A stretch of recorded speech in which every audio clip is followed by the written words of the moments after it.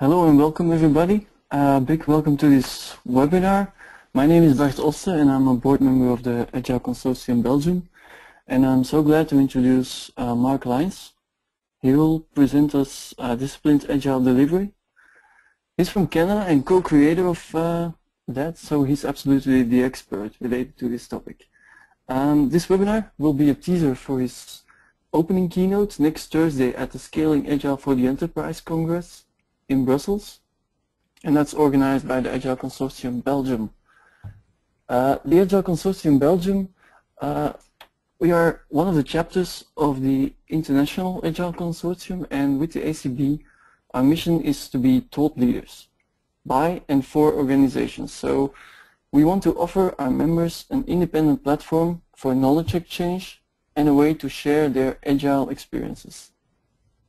To achieve that, we regularly organize evening sessions on various Agile topics, and we also invite our members to present their Agile transformations and so on. For 2015, we decided to take it to the next level and go for a one-day congress on scaling Agile in the enterprise. And therefore, we are very pleased and honored to announce Mark as one of our keynote speakers, and I'll hand over the mic to Mark now. Thanks. Thank you, Bart, and thank you everyone for taking time out of your valuable day to join me. So let's talk about DAD for, let's say, half an hour, maybe a bit more. And there's a lot to say, just to give you an idea. The book is 500 pages.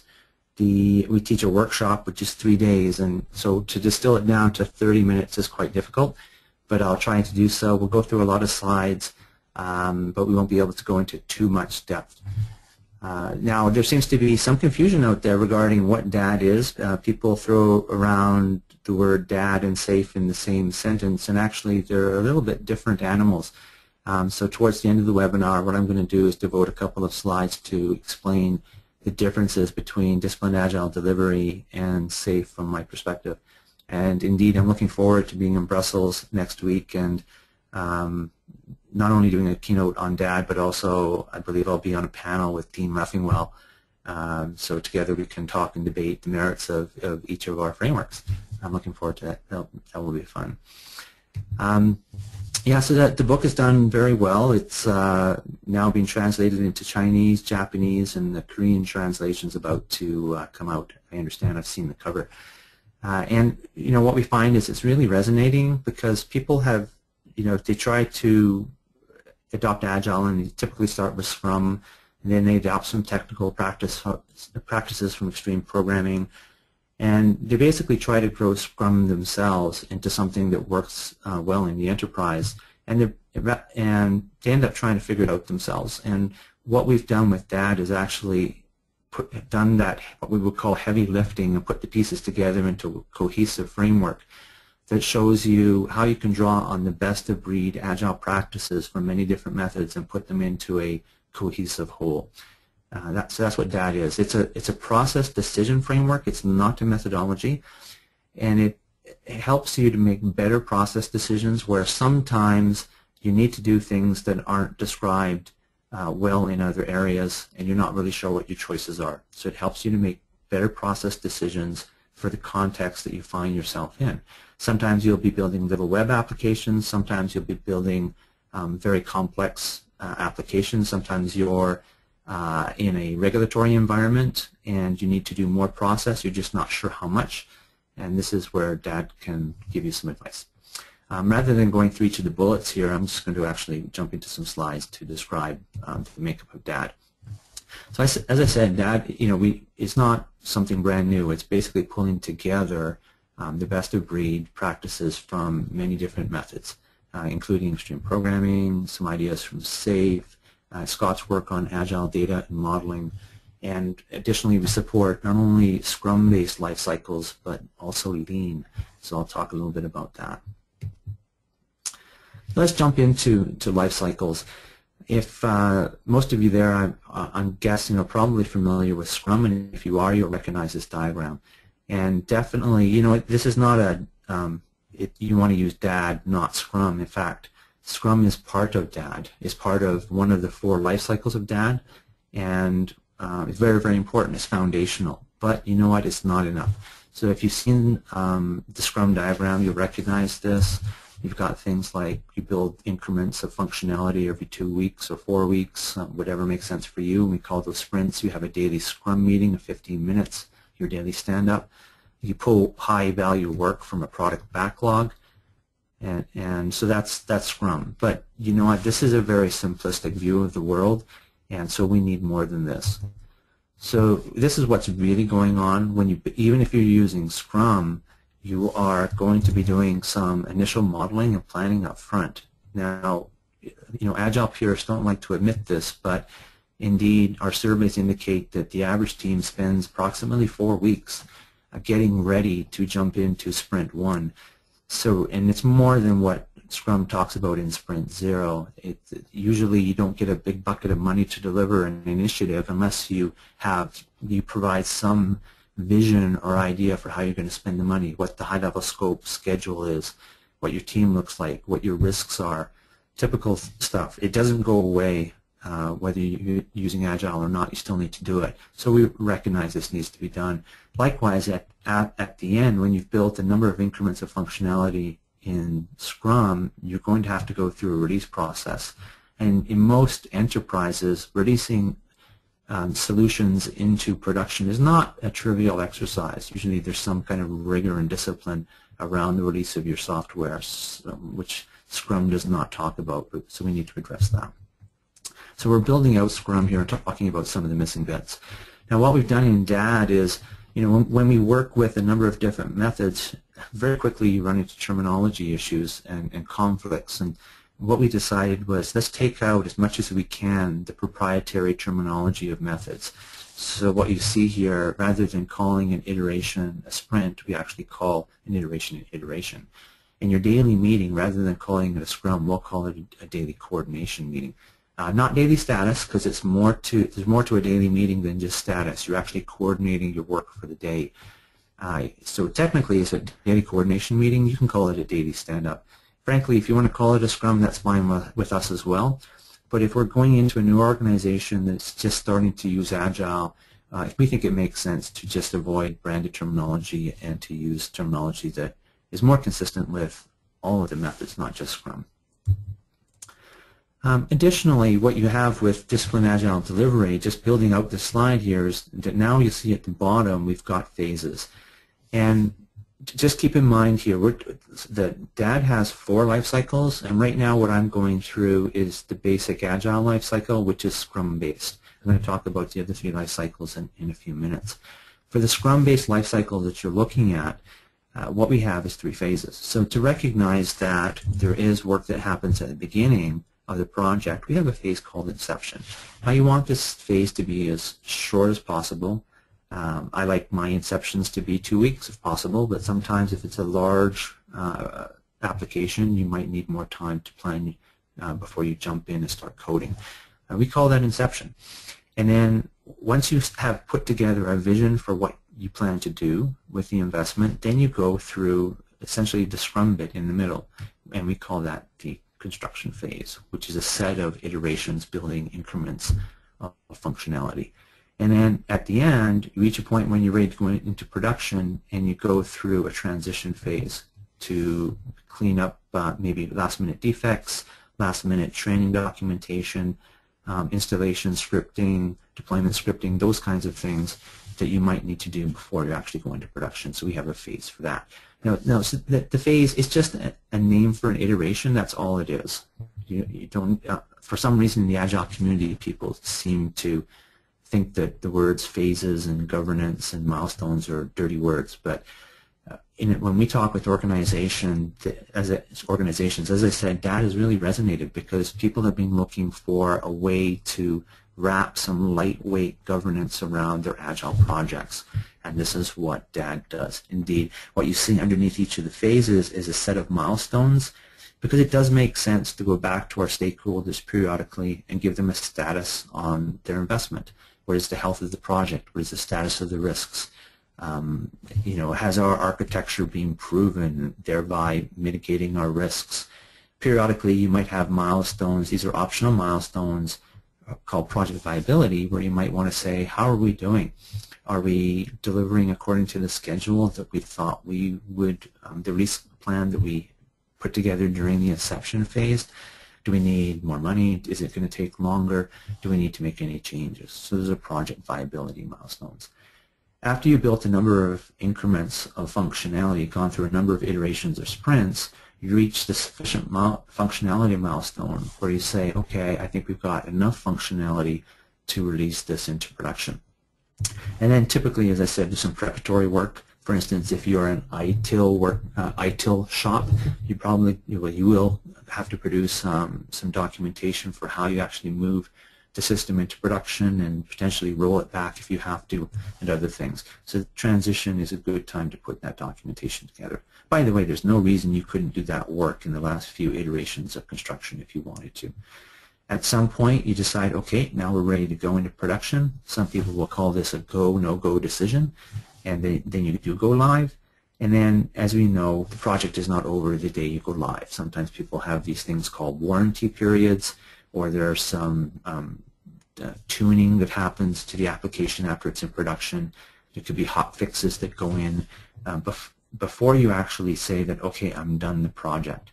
And if you're done the project, the milestone there would be delighted stakeholders.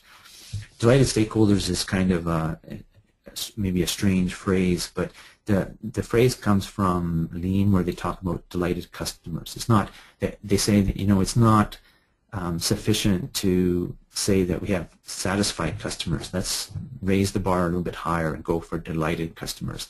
So we like the word delighted. And stakeholders in DAD, if you've learned about DAD, we explain that there's more to satisfying people than just customers. We need to satisfy stakeholders, and these could include, for example, people that maintain and support the application once it's into production. So it's not just customers, it's also stakeholders. All right, so what I've just gone over very quickly is the Scrum-based life cycle. This is the typical life cycle that people start with when they're new to DAD or new to Agile, because as you know, Scrum has the majority of the mind share out there with regard to Agile. It's a good place to start. But there are other life cycles. What if you're a fan of Lean? Nowadays, unfortunately, there seems to be a bit of a religious war between those who are fans of the Scrum-based iteration or sprint-based approach versus those who are more in favor of a Lean-based approach where there are no iterations or sprints. And from DAD's perspective, it's a shame that we have to argue about these things, because in our experience, most organizations typically want to use multiple life cycles depending on, because every organization has a mix of kinds of projects. Some are, maybe COTS, package implementation. Some are greenfield development. Some are simple web-based applications. Sometimes they're very complex with very complex business rules.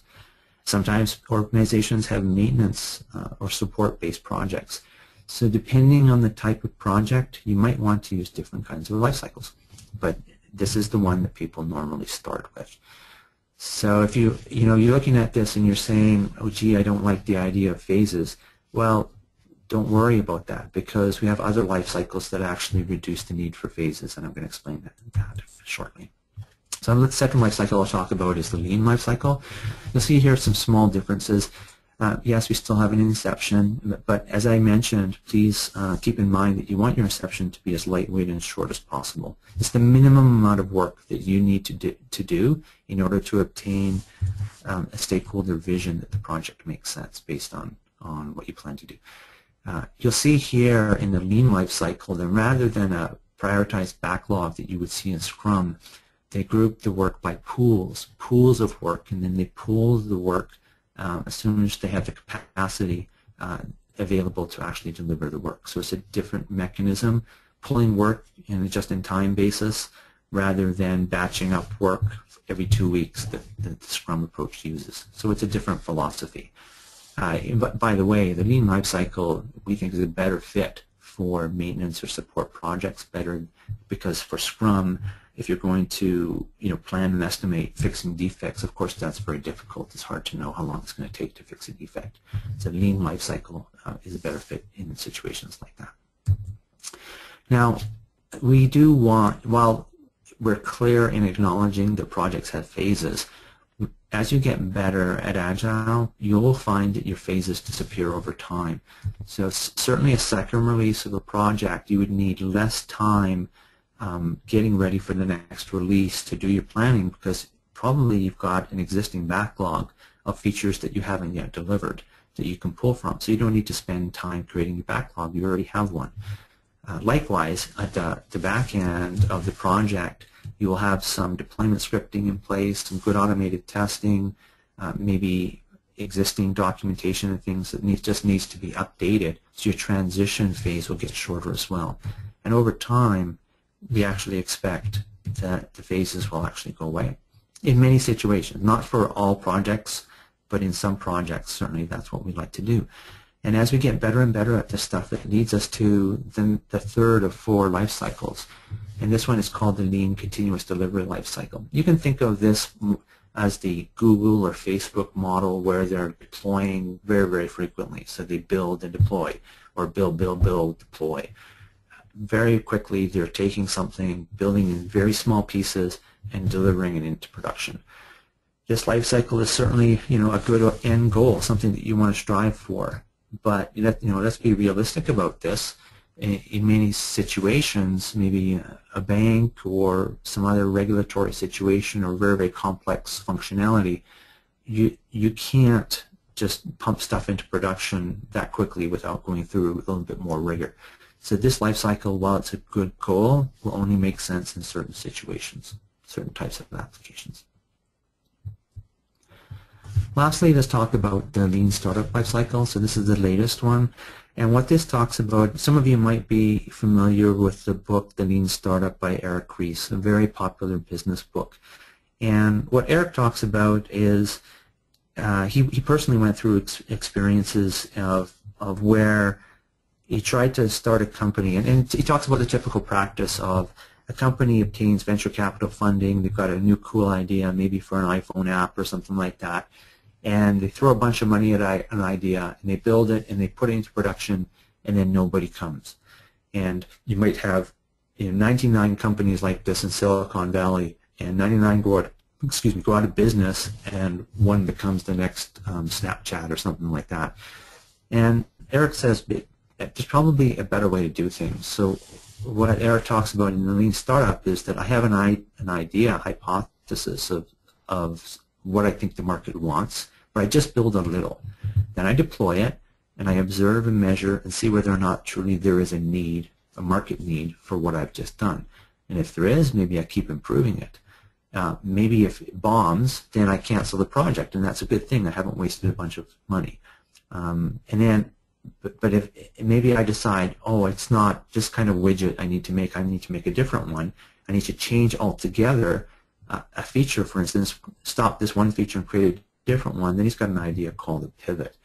So it's a sort of a life cycle based on experimentation. You're not really sure what the market wants, but you're willing to adapt very, very quickly to end up so that you use the money properly and end up delivering something that the market really wants. So it's a life cycle more applicable to a startup, right? Okay, so let's get into some of the nuts. Those are the 4 life cycles, and the key message there is that we're not prescriptive. Other frameworks have one way of doing things, and in DAD we say, no, you're going to want to use a mix of life cycles depending on the type of project that you have or the type of organization that you are. Now, getting into the nuts and bolts of DAD is goal-driven, it's not prescriptive. And what you see on this slide here is that there are 22 goals in DAD that are consistent across any kind of project. It doesn't matter whether you're building from scratch or you're extending a solution or if you're implementing a COTS, package implementation project. You're still going to have these common goals. You're still going to want to form the initial team, right, and develop a common vision. Do you have some enterprise standards, assets, services that you want to reuse? What's your initial scope? I'm not going to go through all the goals, but the key point here is that every project will have these goals. It's how you actually fulfill those goals that will be different depending on the type of project that that you have. Some of these goals and the decisions will be obvious. Form the initial team. Maybe you've got an initial team in place already. But some of them are kind of reminders, and some of them are not trivial. You actually should make some explicit decisions for the best way to do things.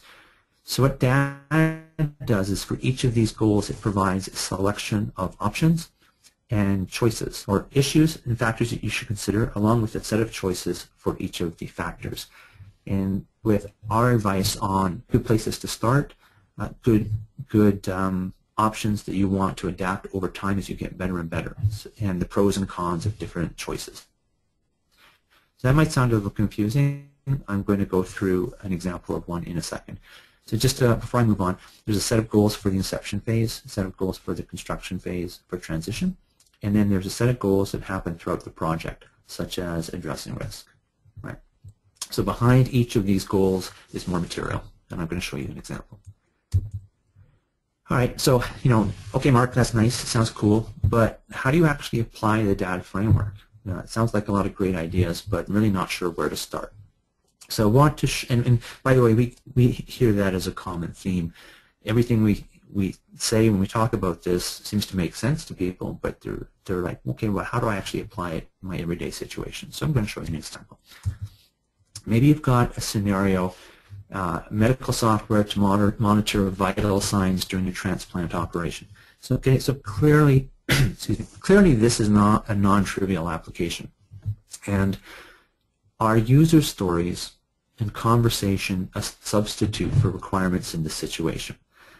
Classically, Agile has said that we don't do requirements and that we have user stories. And, oh, by the way, those aren't requirements. Those user stories are merely a mechanism for being a placeholder for a discussion about, face-to-face discussion about what the requirement is when we're ready to build it. And thankfully, most people understand that you actually do need some kinds of requirements, but the question is, what kind of requirements do you need? And I would suggest in an application like this, user stories are just not going to be enough. We've got lives are at stake in this situation, right? So we have to be much more careful. In fact, it may not even be a choice. It may be regulated that you need to have a certain set of rigor around your requirements when you're building software like this. So if I want to be a pragmatist instead of a purist, what are my options to explore the initial scope but still be as agile as possible? And how am I going to collect this information? How am I going to organize it and prioritize it? An important point here is that, okay, if you admit that we need more than user stories, and what are my options, how can I still be as agile as possible? Right? So what happens in a lot of places is they go from one continuum to another. They say, I need more than stories, so they jump to a big requirements up front exercise, when maybe there was something in the middle that was just enough to satisfy the needs of in this particular context. So DAD provides a lot of options and pros, advantages and disadvantages of each one so that you can pick the technique that makes sense for you. Just doing a time check here. Okay, so how do I collect this information and organize it? Well, what we've done is, in the book, we talk about sort of groups. In this particular example, we're talking about functional requirements and modeling techniques. And what you see here is 5 groupings of different types of modeling. Now, there's literally dozens of modeling alternatives, both diagrammatic and textual. So this is not meant to be a comprehensive list, but it gives a list of common types of diagrams for a particular model type. And you'll see here that, here's a user story. So yes, we think user stories are awesome. It's a great place to start. But if I need to select other techniques, what are some choices? And we, as I said, we've done the heavy lifting and put out a list there, pros and cons of each technique, and you can decide which ones make sense. Personally, I like to use, feature statements, especially in my vision. And this is also part of SAFE, by the way. SAFE likes to use features. I also like to do mind mapping. So the techniques that are in your toolkit will vary. Pick ones that make sense for you. But clearly you need something more than user stories in situations like this. So inside the book, one of the reasons it's a big book, it's 500 pages, is because we've got a lot of tables to give you some advice in situations like this. And what you're seeing is I actually took a grab of the PDF of the book here, and what you see is some modeling options. In this example, we've got user stories, and yes, great, and some what group of models is it in, how would you use it, what are the advantages, what are the disadvantages of stories, and then you can make the choice. And value stream mapping is a popular technique. I'm going to go on to a few more. There's more. I just decided to use a couple of slides to show you some potential modeling options, but there are several more pages in the book devoted to modeling techniques. You see here, feature statements, pros and cons of feature statements, flow charts, and many other options. So this gives you, again, not everybody's a process expert. This gives you some ideas to help you make the right decision on how to supplement your stories. All right. Key point here: you have choices. So that is not prescriptive. It's not purist. In fact, I wrote a blog out there on the DAD blog that described, 2 words to describe DAD. It's pragmatic agile, right? Okay, so just going back here, the tables are great, but like pictures. So that's where we came up with the goal diagrams, and I'm going to show you an example of a goal. Here, first of all, the notation. We have a goal. As an example, explore the initial scope and form the initial team. And for every goal, there are a number of factors or issues that you need to deal with regarding that goal. So as an example here, for form the initial team, I need to think about what's the source of my team, its size, who are the team members, are they geographically distributed, how is the team going to be supported, and are they full-time available. Obviously, we like to have resources that are full-time dedicated to a project, but in many situations that's not a reality. So let's acknowledge it, let's discuss it, and see if there's anything we can do about it. So different factors you have to deal with, and for every factor there are a number of options. And for this example, geographic distribution, you'll see that these are our options. We could be co-located, partially dispersed, fully dispersed, or have distributed subteams.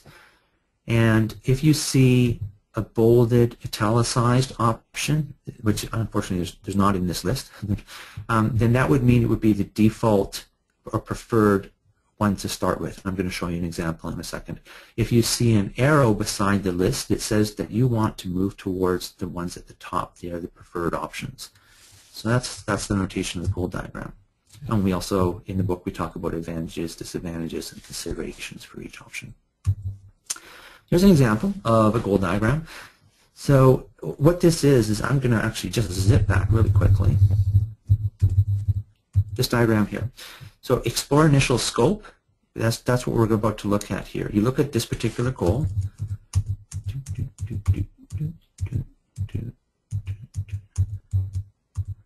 And here it is. So explore initial scope, drilling down. Here's the issues or factors you need to deal with. And we just talked about the view types, right?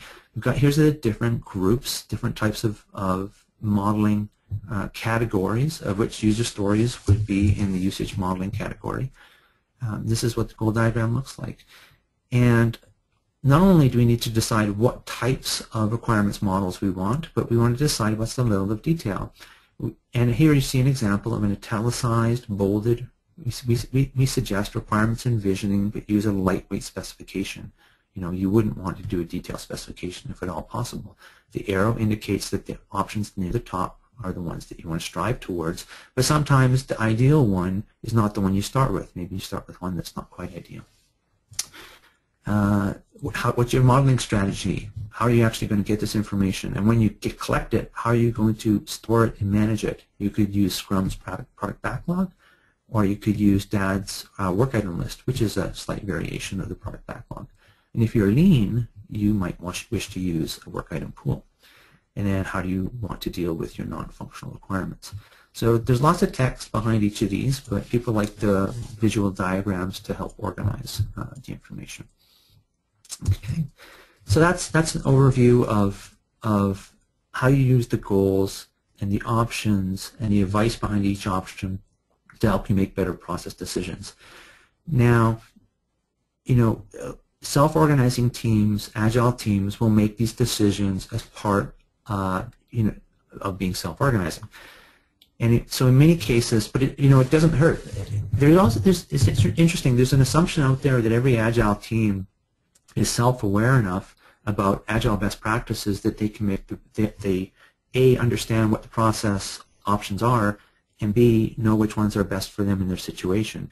That's often not the case, which is one of the reasons, by the way, that an Agile Coach can help you out. But the DAD framework is another resource you can go to help you make better decisions on your journey towards self-organization. I want to say one more thing, too, is that while it's a nice idea that everybody is self-organizing, in many situations it makes sense actually to reduce the process decision choices in large enterprises in the interest of some consistency. I'm definitely not saying we want to dictate process, but sometimes a commonality of some aspects of the process can actually make your teams more effective and more productive and reduce risk. So there's a balance there, and that's what this slide is talking about. So DAD helps you self-organize. It provides you some help. Hundreds of decisions like these are made, and we just talked about one. We're talking about how do we explore initial scope. Hundreds of decisions are made on every project. Some are fairly obvious, many are not. And not everyone is an expert in process options, as I said. As far as we know, DAD is the only, it's the only well-known framework available to describe these options. The self-organizing Agile principles allows project teams to define their process since they often know best. As I mentioned just now, sometimes they don't know best. Sometimes the set of choices might be limited or should be limited in the interest of enterprise concerns, which is what I said on the previous slide. So in DAD, we talk about self-organization but with appropriate governance. So DAD, to sort of summarize, DAD can be used, how am I doing for time? DAD can be used as a tool for educating teams on their options, ensuring that we can get consistency where it is required. However, DAD should not be used to define and dictate process. That's not its purpose for sure. All right, so that's, now that we've gone through kind of a very high-level overview of what DAD is and the value it can provide, let's talk about where DAD fits in the enterprise. How does it all sort of, where does DAD belong with regard to other Agile methods and things? So typically people start with Agile, Scrum, or Lean, right? And at this level of method, their focus is on construction. Okay, remember the life cycle diagram I showed you, the basic Agile life cycle where we had 3 phases, and the middle part was the construction phase? So mainstream methods like Scrum address the build part, the delivery part in the middle, and very well, by the way, but not complete. I mean, let's be clear, the Scrum guide is 16 pages. It doesn't give you a lot of detail for actually how you do, by design, it doesn't give you a lot of detail for how you do your work. Scrum is based on value-driven, a very good principle, solid, that we want to prioritize our backlog by business value and deliver the highest value of stuff first, ideally into the hands of your customers or stakeholders so that they can get their return on investment as quickly as possible. So building by value definitely makes sense. They stress self-organizing versus command and control project management style, also a great thing. However, it is prescriptive. And people sometimes say, really, Mark? Scrum's not prescriptive. Well, it says you will have a 15-minute meeting. It says you will have retrospectives. It says that you will, you do all these things. And that's okay, because if you don't do all the bits of Scrum that are suggested, then you're likely to fail. So that's good, but we need some flexibility at the same time. If you decided to use Scrum, some level of prescription is good, but you also want some flexibility in certain situations. And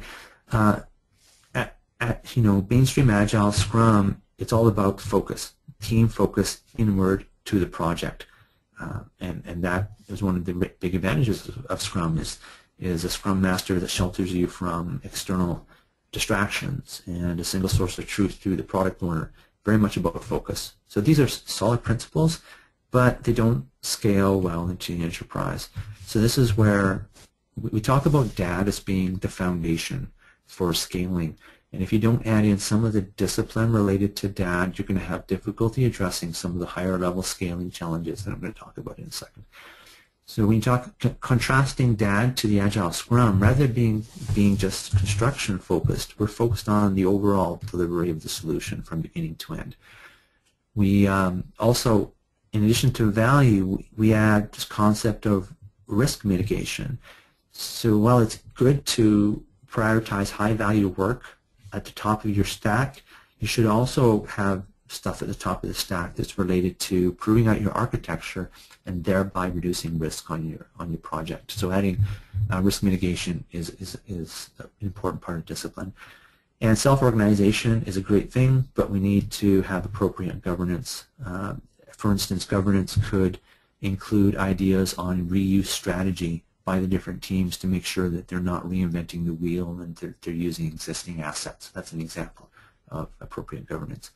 We're goal-driven, we're not prescriptive, so you can choose the life cycle that's required and you can adapt the way you work within the life cycle if you need to.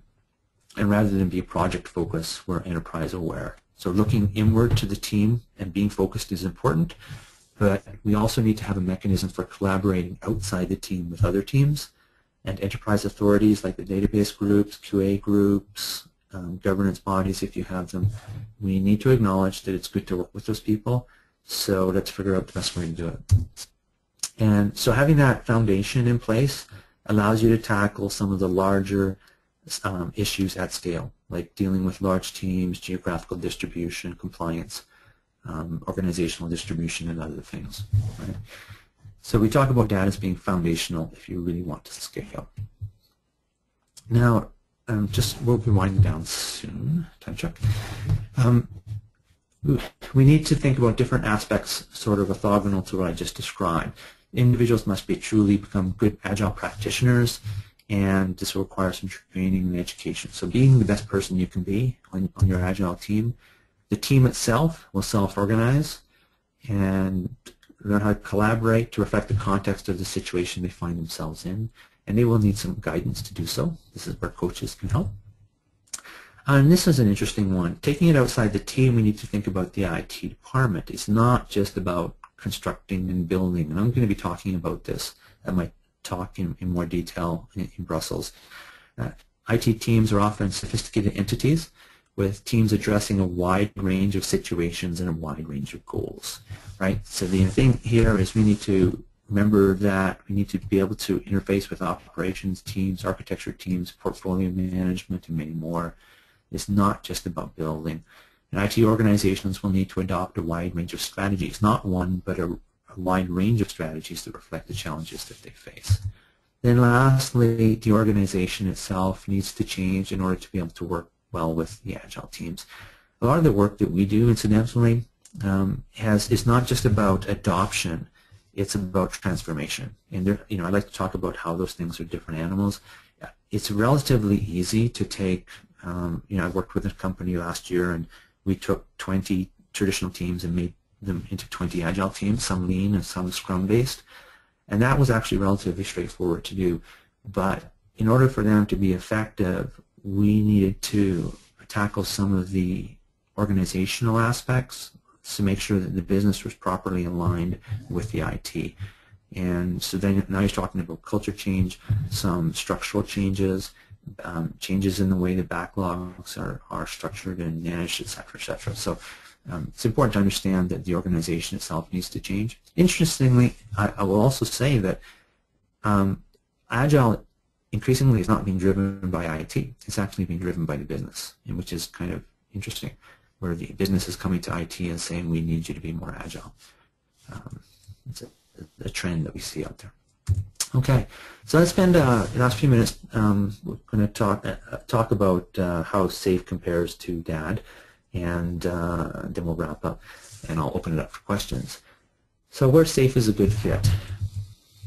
So I have this discussion. It seems like I have this discussion every day where people are asking me the difference between SAFe and DAD, and when I see all the let's call it hype, around SAFe, the momentum behind SAFe, it kind of surprises me a bit, understanding what SAFe is and how many people are seeking to be certified and roll it out into an organization.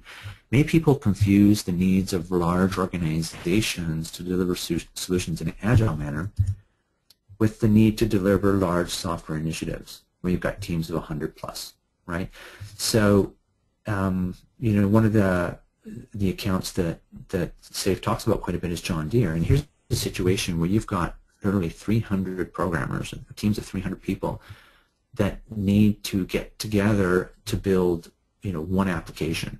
And how do you do that? And if Scrum says you can't have teams more than 9 people, clearly you need a solution to try and get those 300 people to work in harmony and to deliver something of value that's integrated, and etc.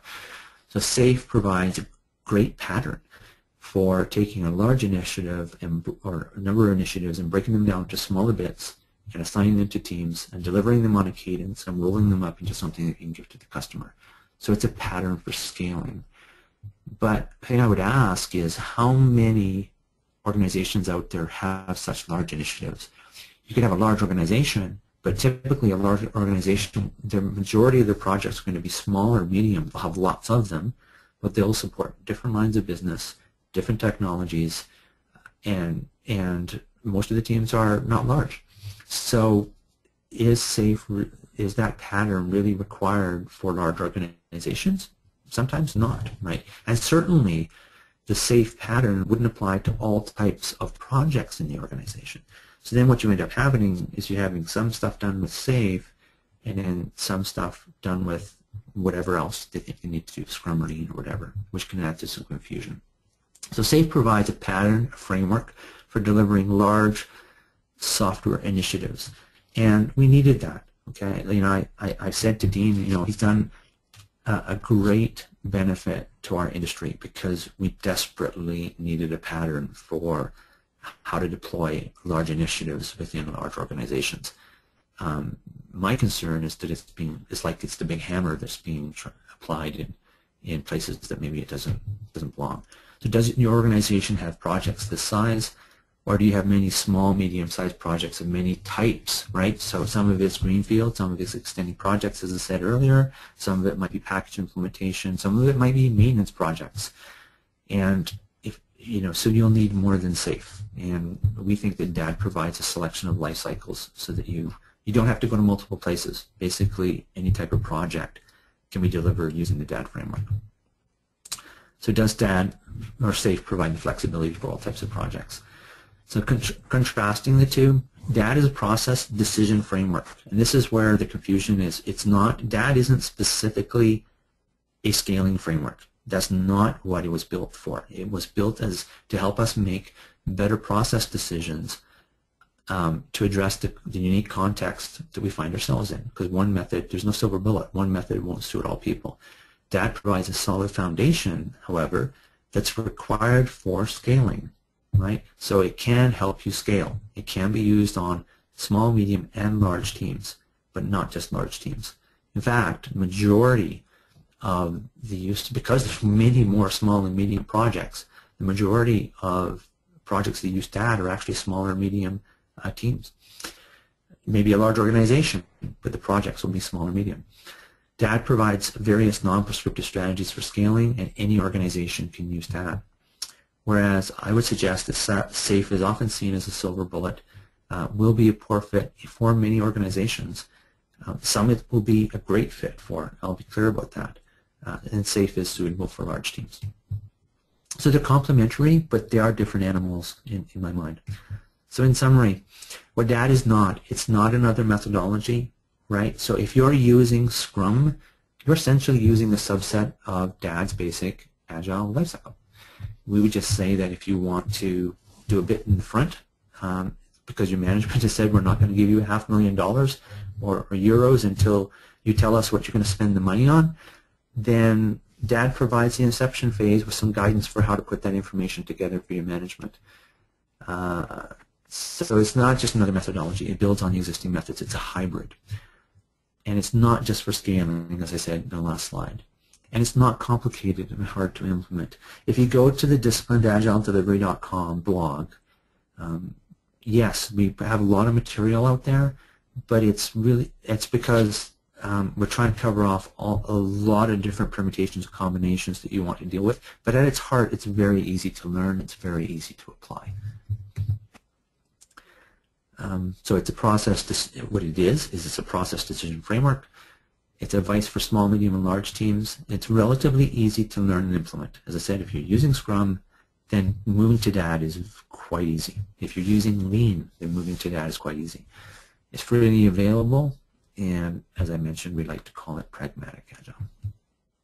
So DAD provides guidance to address challenges related to a wide variety of organizations, projects, and scaling situations.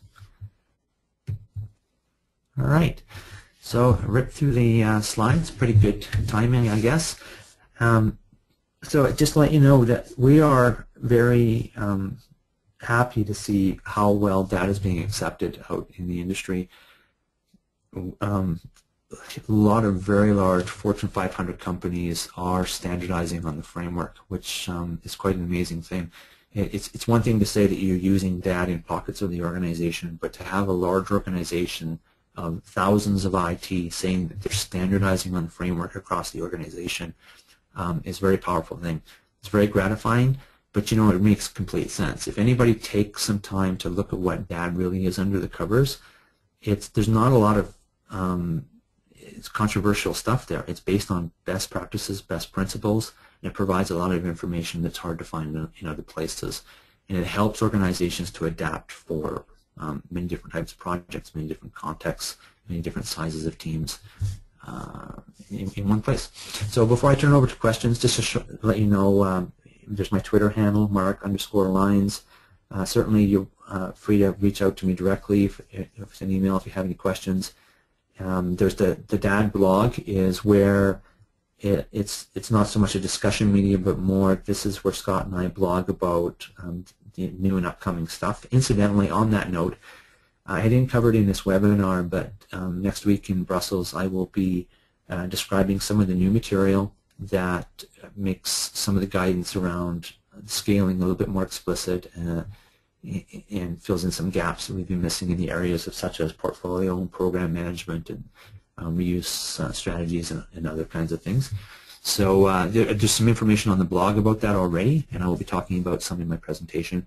There's a certification program, Disciplined Agile Consortium, or DAC for short, and there's a discussion group, a very lively group.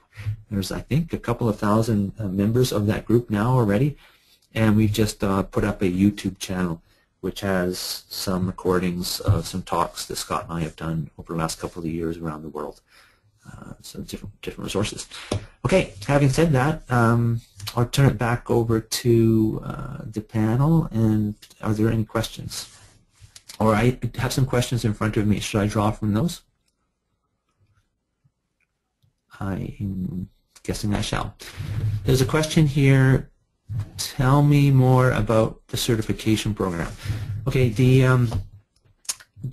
DisciplinedAgileConsortium.org is where you can find out information about certification. Now, certification is a controversial topic. In fact, Scott and I over the years have taken pokes at other unnamed certification programs that we thought were slightly flawed. So people are saying, well, then you guys come up with a certification program. What's with that? Well, the reality is what we found is that employers want to know if they're using data in the organization, they want to know that the people that they're consultants or whatever are properly qualified to take on a coaching role or whatever. So the employers have been asking for it, and as well employees team members have been looking for ways to show that they are experienced or knowledgeable in that. So we decided we wanted a certification program, but we wanted it to be cheap, easy access to it, and credible. And you'll find some information on the consortium website about why the certification program is in place and why we think it's different. So quickly, it's based on a belt program. The white belt indicates that you're interested, basically, and you attended a course. You haven't taken a test, so your knowledge hasn't been tested, but you have an interest in DAD, so then you can become a white belt based on taking a course. The yellow belt is knowledge, so you need to pass a test. You do not need to take a course to become yellow belt. You can go directly to yellow belt. You don't have to go through white. you read the book. You could go to a workshop to prepare for the test. You take the test and you become a yellow. Green is based on experience. So you've got a few years of Agile experience and you've got a couple of DAD projects under your belt. So people know that you actually have some DAD experience, you have the knowledge, and you have some good solid Agile experience as well. And then black is where your black belt is lots of experience as a coach. You've done some work regarding transformations, not just adoption, and you're supportive in the community. You're an evangelist of sorts for DAD, so that is black. So it's a certification program. If I go on to the next question, does DAD team need to have an architecture owner? Yes, so there's an architecture owner role in the 5 primary roles of DAD, and it's something that Scrum doesn't have, but we think is important, and we've gotten a lot of positive feedback about that role. Boy, I could talk about this for half an hour, so I'll keep it really short. It's good to have somebody on the team who understands it's their responsibility. Like DAD has team members. Like we all get together and contribute and collectively get the work done. That's a great idea. But I need to know that there's going to be somebody on the team that understands responsibility for enterprise awareness, to understand what are good architectural principles for the organization, agreed upon standards that need to be followed. Or do we have good code that has very little technical debt? There needs to be somebody that can be held accountable. It's not a blame game, but somebody who understands it's their responsibility to make sure that their team doesn't go rogue, so to speak, right? And there's other things that they need to do. They need to help with identification of the technical risks. It's a key part of risk mitigation in DAD. Identify them and make sure that we do work necessarily to prove our architecture early in the project. And the product owner is not going to have the knowledge about what those things are. So there's a lot more to it, but I thought and our feedback on that has been very positive. People like that role.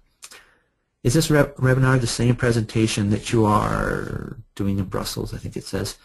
No, it's very similar, and there are definitely some slides I'm going to be going over in Brussels. It'd be a little slightly different in that I'm going to, as I said, I'm going to be introducing some of the new scaling content that's part of DAD, and yes, there will be some overlap of this material. How do you see PMO's role here in DAD? Is it limited to socializing, coaching, or more participative in making process decisions? Very interesting question. The PMO is, first of all, a lot of people have problems with PMOs because they think that they get in the way. They ask for too many documents and gates and all these kinds of things, and they slow us down.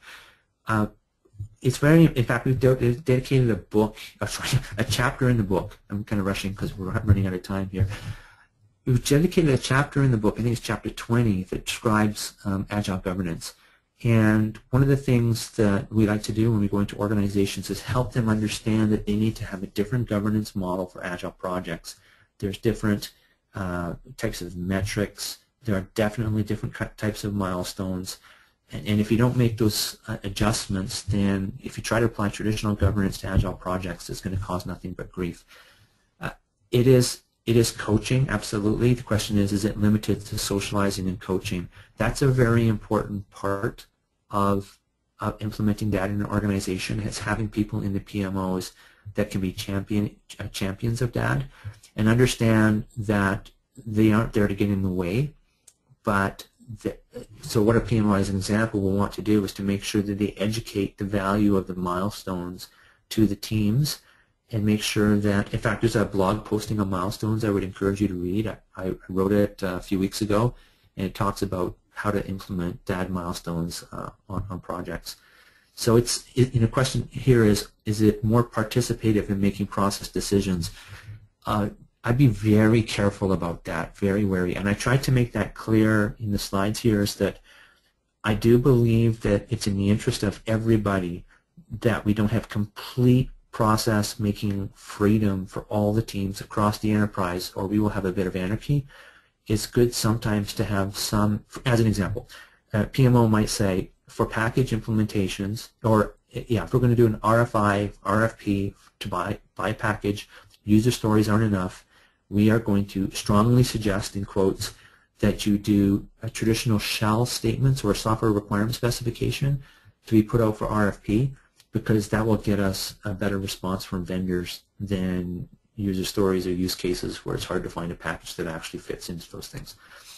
So there's an example where a PMO might actually dedicate or dictate certain process decisions, but by and large that should be minimized. You should a PMO should be an enabler, not the police per se.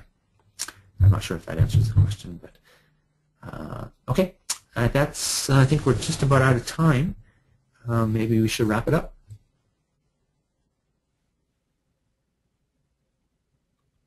I'll turn it back over to Bart. Yeah, thanks, Mark. I was on mute. So. Thanks for this interesting webinar. I'd like to thank all the attendees and for asking questions and listening. And I think we will have a lot of more things to talk about on next Thursday on the Congress itself, right? Thanks. Thank you.